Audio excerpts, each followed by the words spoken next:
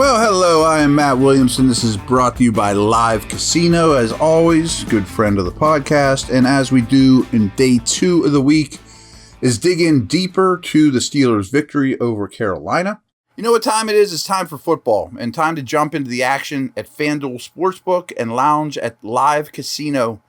Bet on your favorite teams at our self-service kiosks and sit back and watch the players duke it out on the field on our massive 40-foot video wall. Bet, watch, and win at Live Casino Pittsburgh, Route 30 at the Westmoreland Mall. Gambling problem? Call 1-800-GAMBLER.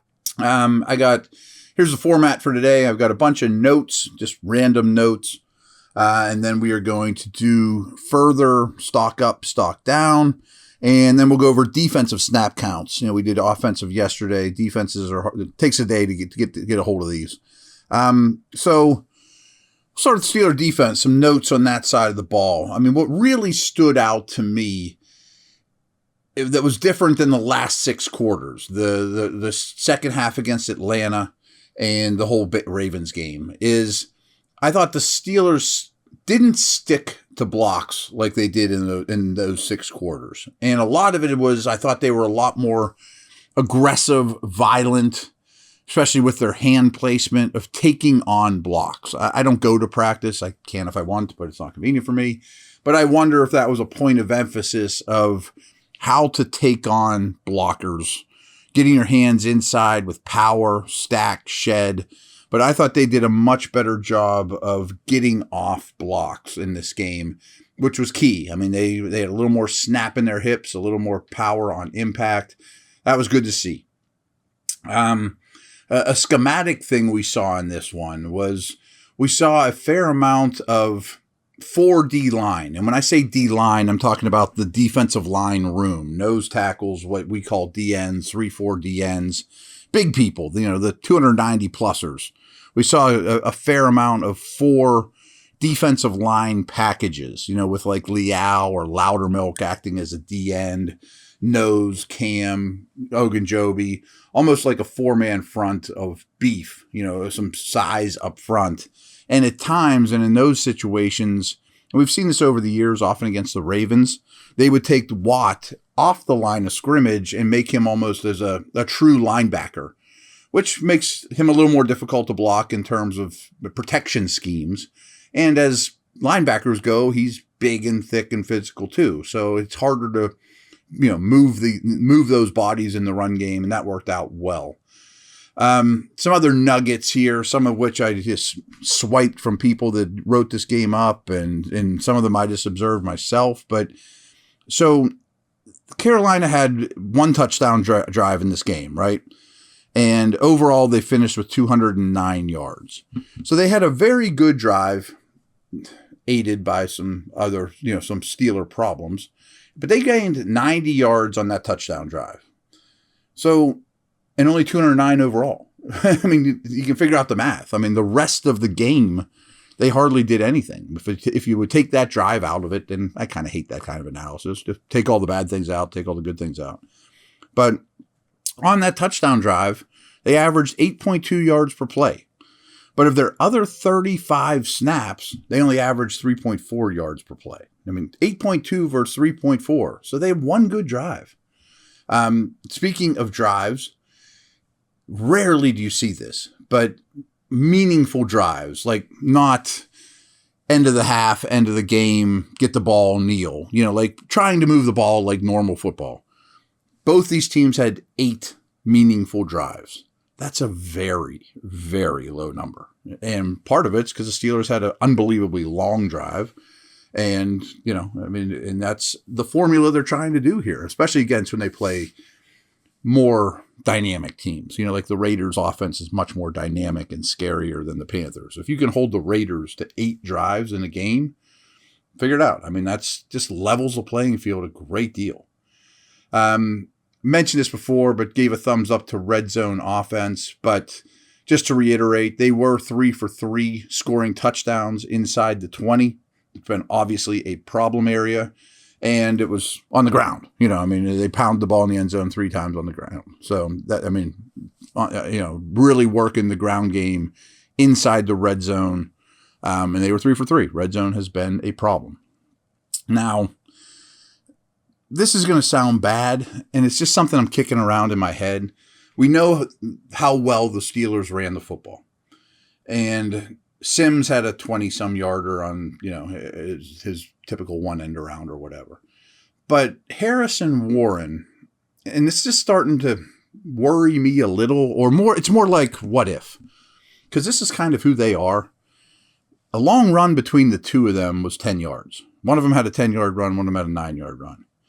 And my point is, by no means, because this is not how I build teams, but what if they had a more dynamic runner? Like, with all respect to Harris and Warren, they play really well.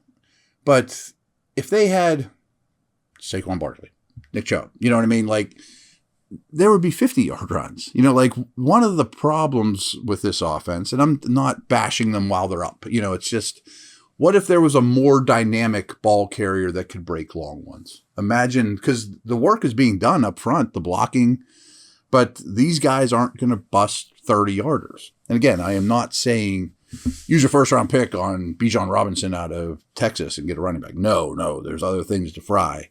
Just kind of a what if. Tight ends. I'm still a little baffled on tight ends, and we're going to get to them later in the show too. I talked a lot about Freiermuth. I'm going to talk to people today and see what's going on with that. Only one tight end catch in this entire game, 4 yards. To Gentry, the typical Gentry screen that we see every game that he catches at the 1 yard past the line of scrimmage, falls down for 4. I mean, okay, great. One tight end catch in this game.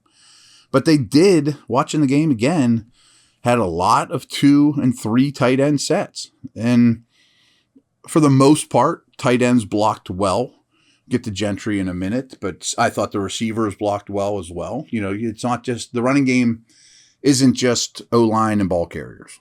So I want to stress this a little bit too. I talked about that 21-play drive to eat up 11:43 and put the Steelers up 21-7.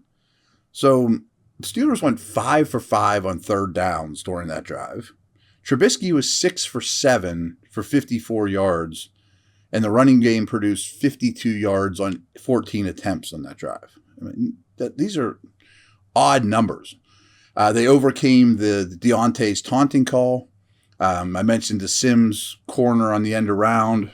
My note there was, boy, I still don't like that call, but it was a big game. Big block on that play by Pickens when I call those guys out as well. And you give the Panthers sitting in the halftime, they don't get the ball back until there's like 3 minutes left in the quarter. It's the first time they touched the ball since the first half. So just a really impressive drive. I didn't realize they were 5 for 5 on third down conversions, and Trubisky was 6 of 7 on that drive. And in general, on third down, he was 6 of 8 for 109 yards on third downs. It's not all 3rd and 1s either. And he also converted some as a ball carrier. 5 of those third down completions went to Johnson. So he had 6 completions on third down. 5 of them went to Deontay. And Deontay converted all 5 of his third down catches into first downs. So he had 10 receptions for 98 yards. 5 of them were on third downs, and they converted. I mean, that's huge. And I mean, not every catch is created equal, so he was clutch as well, something that's obviously been a little bit of a knock on him. Let's take a little break. I'm going to do my further stock ups, stock downs, talk defensive snap counts as well. Some interesting stuff there.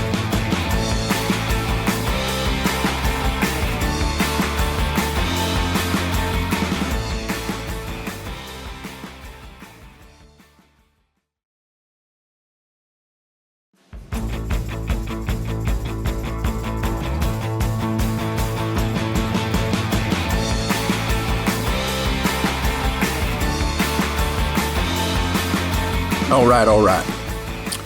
Stock up. Some of these are carryovers from yesterday, but just want to reiterate. I'm going to start with the Panthers. I mean, let's give the other guys some credit too. Yeah. Darnold played much better than I expected, and watching him a second time, he wasn't the reason they lost. DJ Moore was really good in this game too, and they were both stock ups for me yesterday. Just want to throw that out there, though. DJ Moore's an excellent player. He played like an excellent player. Darnold is not an excellent player, but he did not kill this team. Watching their two inside linebackers, Thompson and Luvu, both those guys played every snap. And I've warned you that they're a good pairing, and they're never going to leave the field. But they're a lot better at inside linebacker than the Steelers are. Those guys made a lot of plays. And Steelers linebackers just aren't making a ton of plays. And I'm gonna give some credit here to those guys though too. But that's a good group there. And another guy I warned you about, Derek Brown, who's really come into his own. He was a top 10 pick. He played a whale of a game despite a losing effort in the middle of the D-line. Caused problems for the Steelers' interior blockers, all three of them. And he was rarely out of the game. Showed immense stamina for a big, big guy. So some guys we talked about going in from the Panthers, I just wanted to throw a little credit to. Deontay was even better in this game than I thought. As a route runner, just doing anything he wanted. Trubisky was better than I thought too on second viewing. Going through his progressions, getting the ball out quick, decisive. Two guys I'm hard on, especially Gunner. I thought Gunner and Sims both had good days. Sims usually does. I'm not thrilled with a lot of Gunner love, but they both had good games, mostly out of the slot. I thought Dotson and Daniels, both guards, were exceptional in pass protection in this game. And it's not something we talk about a lot, guards in pass pro, but they both were really, really good. And Daniels is kind of doing that every week at this point. I mean, he's a well above average starting guard. Dotson's a little more inconsistent, but he has moments, man. I thought Highsmith was phenomenal in this game and just stopping the run, doing his job, forcing things inside against a good young left tackle. Highsmith's a guy you can't let walk out the door. I know that decision doesn't have to happen soon, but, he should be a fixture here. And again, I just gave Gunner some credit. I got to give Spillane some credit. He played very well versus the run. We'll just leave it at that. Pass was still a problem. I thought Bush played another solid game. So, I just talked about the Panthers inside linebackers, off the ball linebackers. This was a good game for the Steelers linebackers, off the ball guys, by their standards, though. I'd much rather have Thompson and Luvu, and those guys aren't, the best pairing in the league or anything. So, just kind of comparing those. Some downs, some thumbs downs here. Interior, the Panthers O-line was really rough. And part of it's because Cam and Ogunjobi and those guys played really well. But boy, I expected more from their guards and center. Bad. This was a really bad game by Foreman, too. I mean, he didn't make anything on his own, didn't show any acceleration, kind of looked like a beat up, worn down power back that didn't have a lot of juice, not any change of direction. He was very unimpressive to me in this game. I don't think the announcers ever mentioned it, but I saw it on today's snap count. CJ Henderson only played 4 snaps in this game. I assume he got hurt because him and Horn are the outside guys, and that really worried me in this game was Henderson and Horn versus Johnson and Pickens. I thought was going to be a fair fight. Didn't end up being a fair fight. I mean, especially whoever's covering Johnson, which was sometimes Horn, but Henderson only played 4 snaps in this game. Walker came in. Sometimes these announcers make me crazy. They don't tell you these things as you're watching. But losing Henderson was a big deal for them. He's been very good for them. One of my kind of whipping boys, Gentry. I mean, you would think he played a very good game. And, he caught his one ball. I watched him specifically run blocking, and I didn't think he did that great a job. I mean, collectively, the team run blocked very well. You would assume he was part of that. But again, if he's going to play that much and be that prominent in the offense, I want him to be a killer, not just, that was okay. And that was okay. That's who he was as a run blocker. So tight end situation baffles me a little bit. So defensive snap count, there's not a ton to take away, and they were only on the field for 46, snaps total. Like I said, only 8 drives. So the D-line rotation of 46 possible snaps, Hayward played 39, which is a pretty high percentage for a guy his age, obviously. Ogunjobi played 31. And then there's a big drop-off. I mean, I mentioned how they used Leal and Loudermilk more, and as well as we're seeing more nose tackle snaps. But big drop-off. I mean, Leal was at 12, and I think he's going to be a good player.